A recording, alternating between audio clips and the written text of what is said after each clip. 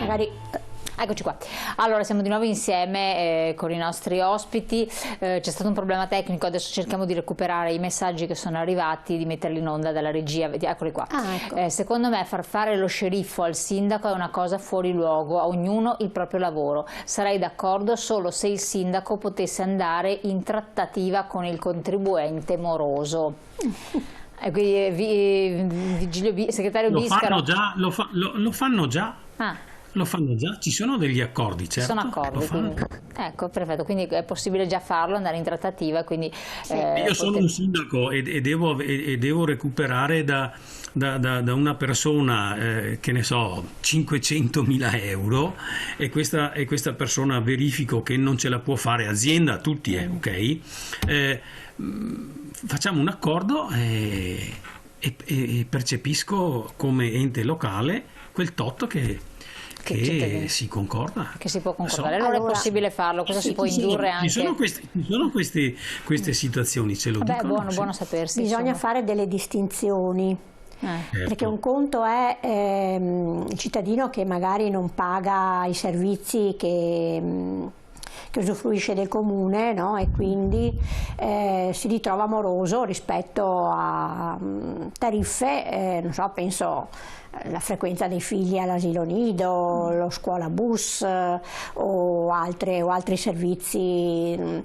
Allora qua sempre c'è, non è che si interviene, la stragrande maggioranza dei sindaci, no? non intervengono in maniera segnalando all'Agenzia delle Entrate, ma si fa dapprima un intervento anche attraverso i servizi sociali per capire qual è la situazione, perché quella persona è in difficoltà, perché poi qua non direi che si tratta di evasione fiscale, no? Questa è incapacità o morosità, si chiama morosità il termine esatto, no? Rispetto ai servizi sociali, e quindi bisogna capire perché. Un attimo solo che c'era il segretario che stava intervenendo, che... Prego. No, volevo lasciar finire Rosanna per dire, se non ti interrompo, sai, tant'è vero che l'anno scorso in tutti i comuni, e siamo andati quasi su tutti, ecco, al 90%, su queste, diciamo, tariffe, benissimo, i sindaci o se ne sono fatti carico come ente locale, oppure li hanno, come posso dire, dilatati nel tempo. Certo. Normalmente se ne fanno carico, vero Rosanna? Perché il trasporto figli, i centri estivi, la mensa, ecco, le mense scolastiche, l'anno scorso specialmente, l'anno scorso proprio, se ne sono fatte cariche le amministrazioni, e qui bisogna fare un plauso, perché è evidente che con i fondi che avevano li hanno messi lì a disposizione, sia quelli che hanno ricevuto dallo Stato e sia i loro. Quindi volevo solo dire questo. Altra cosa invece è l'evasione fiscale vera e propria, quindi la segnalazione che il sindaco può fare rispetto a tenori di vita assolutamente non in regola con quanto dichiarato al fisco. No? Sono queste poi le segnalazioni più importanti. Sappiamo che c'è un sommerso, che c'è molto lavoro nero, no? in certe situazioni, in certi ambiti, e quindi queste sono segnalazioni da fare appunto all'Agenzia delle Entrate, e poi è l'Agenzia delle Entrate che interviene e verifica, fa le verifiche rispetto alla segnalazione qualificata, come diceva Vigilio prima, no? Che il sindaco fa. Quindi sono due livelli completamente diversi. Ecco, volevo sapere a questo punto, supportate anche dalla slide, la piattaforma unitaria SRL sul fisco, cosa chiedete voi, cosa chiedereste al governo per il quale vi state anche mobilitando? Sì. Tanto è una piattaforma che non è scritta adesso, ma da un po' di tempo è scritta da tempo. Eccola qua.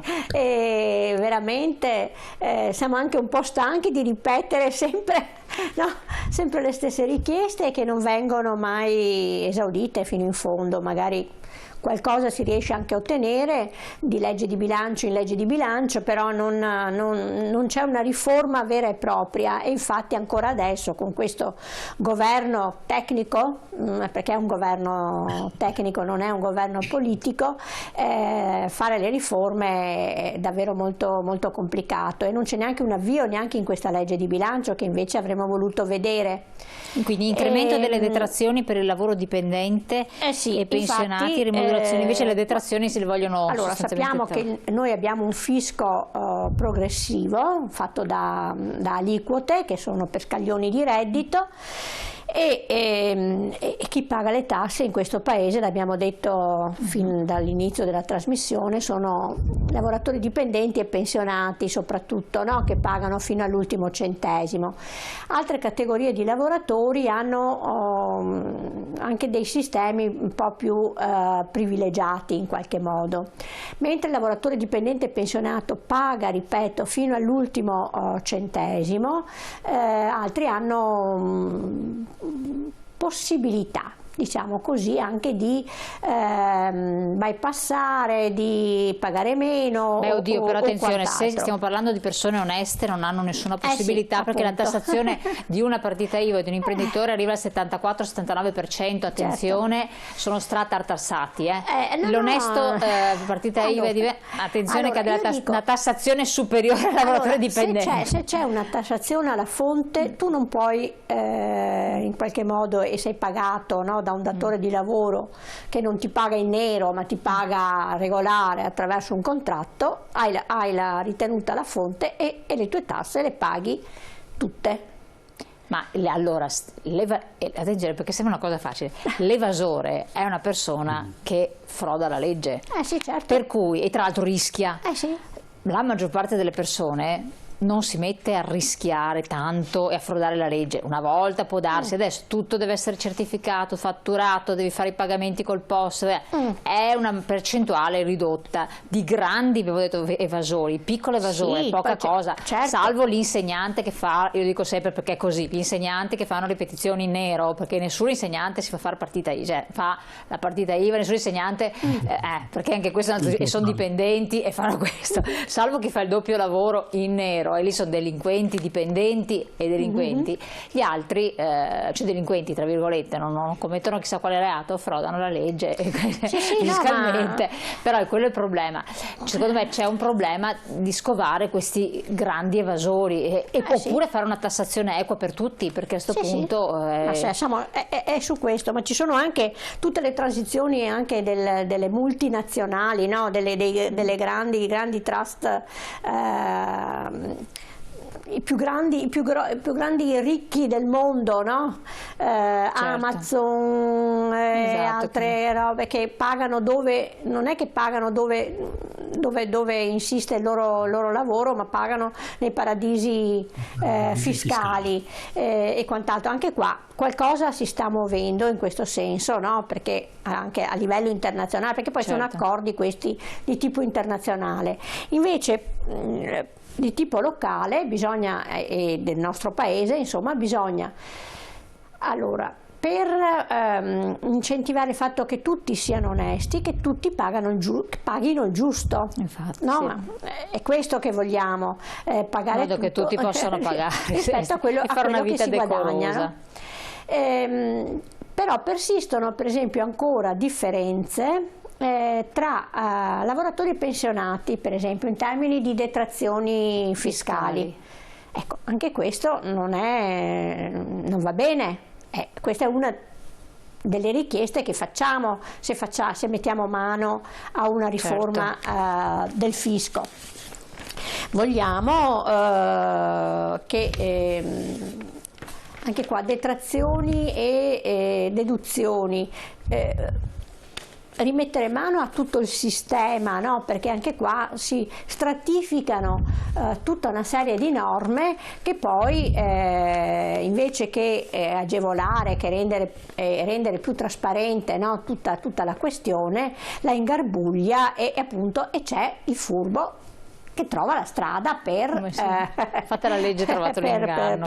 Ecco, voi parlate tra l'altro, no, io sottolineo sempre la parte degli onesti, perché è giusto anche dirlo, che ci sono molte persone oneste.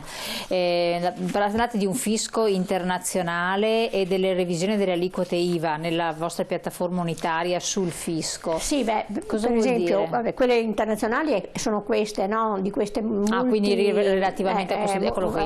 Veramente molto, ci devono essere regole internazionali rispetto, non sono le regole del singolo paese, ed è quello che un po' si sta anche cominciando a discutere fra le grandi potenze, no? Su come tassare i grandi patrimoni che interessano i vari paesi, no? Appunto facevo riferimento ad Amazon, facevo riferimento a tutta un'altra serie di e invece siamo proprio in chiusura, revisione delle aliquote IVA velocissima. Allora anche qua l'IVA adesso è una cosa che abbiamo appena ottenuto, che per esempio è stata abbassata l'IVA. È una questione che ci riguarda sugli assorbenti delle donne, no? Certo, sugli assorbenti igienici. Era ora, no? Abbassato, devono anche e quindi anche l'IVA va rimodulata in base sulla merce, che se sono merci o prodotti che servono per le persone, per la maggioranza per vivere come minimo bisogno, l'IVA va messa perché è sempre una tassa che paga la persona. Assolutamente, tassa sulla tassa, assolutamente certo. Sì. E quindi vanno rimodulate e riviste. Allora, Rosanna Bettel, di questo parleremo ancora naturalmente, perché ci sono tanti aspetti importanti. Ci scusiamo con i telespettatori per quanto riguarda gli SMS che non siamo riusciti a mettere in onda, comunque dopo li leggiamo tutti sicuramente, e coloro che vogliono mettersi a contatto con le sedi dello SPCGL lo possono fare, ci sono tutte le sedi provinciali, prendere un appuntamento, farsi anche vedere la propria posizione pensionistica. Vincenzo Biscaro, eccolo qua, benissimo, volevamo ringraziarla, buon lavoro, l'aspettiamo naturalmente qua in studio per aggiornarci sul vostro lavoro nel Trevigiano. Assolutamente. Grazie a tutte voi. Allora, proprio in extremis, basterebbero controlli più ravvicinati nel tempo, non ogni 20 anni. Ah beh, bello questo, sì, è vero. Molto più personale, no? Addetto ai controlli. Va bene, perfetto. Grazie mille, grazie a voi di aver partecipato, di averci seguito, e grazie alla collaborazione dello SPCGL del Veneto. La puntata la potete rivedere in replica nel nostro sito. A presto.